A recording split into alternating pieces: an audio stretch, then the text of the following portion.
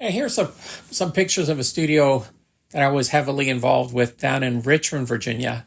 It's still owned by Jody Boyd.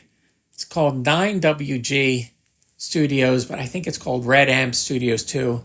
And how I met Jody is when I was doing the training for Carter Beauford. I thought it would be an interesting thing as the last day for us to record a band, and Carter would do set up the mics and all that, record them into Pro Tools, edit them, and then have a finished track. And the two guys that came was Jody Boyd and Butch Taylor, Butch Taylor is a keyboard player in Dave Matthews Band.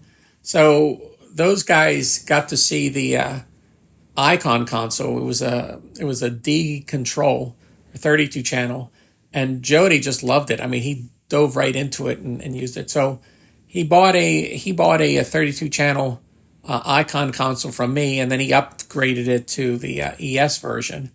And then he also bought a pair of Quested monitors.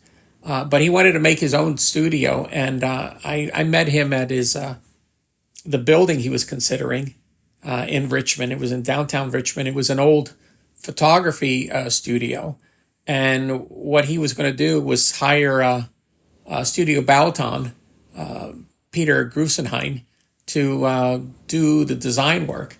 And this is what came out of it, and it's a spectacular studio.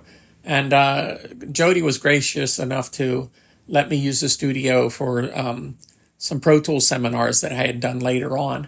But nice place, and you could see all the gear.